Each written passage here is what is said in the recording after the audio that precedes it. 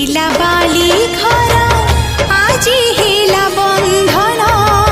खाली थिला ए मन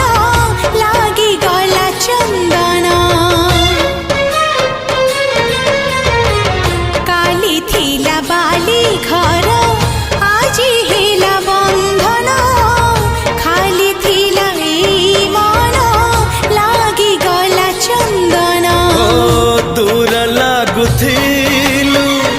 पाखे धरा देलु बाट चलिबाकू साथी करि नेलु